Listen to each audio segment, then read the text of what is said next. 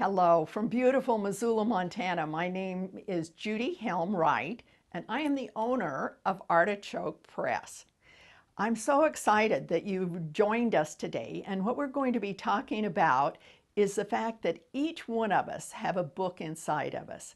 I'm betting that right now you have one in your head or in your heart, and what I want to do is work with you and help you to get it into your hands and into the hands of those people who are out there waiting for your message. Over the next few weeks, we're going to be talking about different kinds of books and how to go about publishing them. But first of all, I think the one that's probably easiest for most of us and the one that is most thought of when we think of writing a book is a memoir. And it's usually our own life stories or the life story of someone we love. So when we talk about memoirs, it is easy to do but hard to organize. And I have a couple of classes for you. I have a couple of free things on my website, Artichoke Press, but I also have a free class called How to Write a Memoir in a Weekend. It's available on udemy.com, and I'm going to give you a coupon code so that you get it at half price. When you're writing a memoir, one of the things that you want to know is exactly who you're writing it for. Many times people will feel that they're writing it for their grandchildren, for their ancestors, for others, and then find at the end of it, it was the most therapeutic work they've ever done. And they don't share it. It's their own. It's their own story for just their own edification.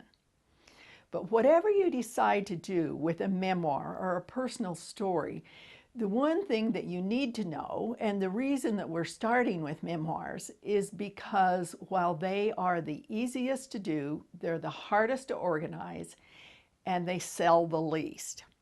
So if you're doing your book for profit or to be on New York Times bestseller, this probably isn't the one that you will want to do.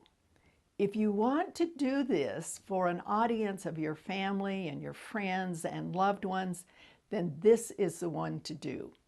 As you can tell, I love books. I love to read them. I love to write them, and I love to publish them. I want to introduce you to a few. This is a book by Richard Stone. And in there, he's a personal friend, but in there he talks about gathering stories and how to organize it in a way that makes it easier for the reader to really get involved. And then here is a story, or here is a memoir by another friend, Ken Stone, and he calls it Seasons. He does his book with his own. Let's go ahead and start. It was Ken something other than Stone. Ken Graybill. Okay. And here's another book by another friend, and this is Ken Graybill, who is a rancher here in Montana, and he called his book Seasons.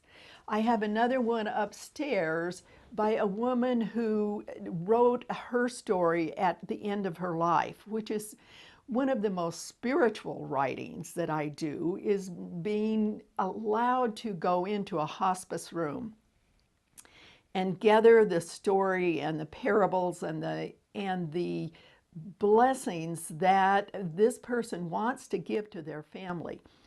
Hers is a homemaker, because no matter where she lived, and many times it was in their car, she always made it a home. So I want to encourage you about writing memoirs. One of the things that you will do if you get the Udemy course, if not, that will help you get organized, is to make a list of all of the addresses. And that doesn't mean 1940 Oak. It means Yellow House in Los Angeles. Anywhere that you've lived for at least 3 months. That will help anchor in your mind that time frame. And then at each address, this anchor, you remember 3 people who were pivotal in your life during that period.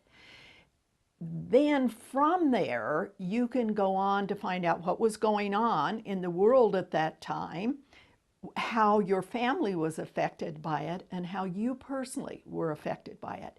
That helps you to anchor in little segments of time, because I promise you, if you try to write it from memory, you'll say, let's see, that was 1971. Was that Idaho or was that Iowa? And women tend to divide their lives in segments of relationships. They will say, yeah, that was before Sally was born, or that was after Christmas.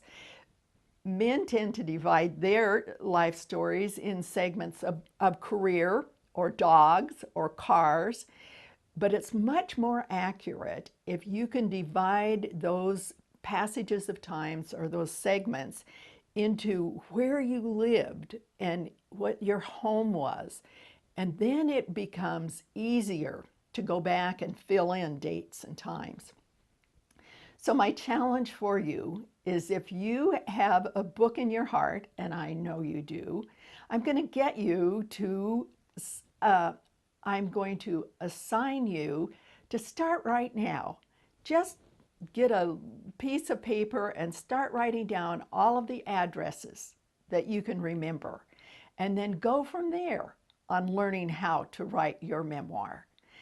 Once again, I want to tell you that Artichoke Press is a wonderful publishing house. And as we work on our stories, we'll give you more and more ideas of different kinds of books that you can write.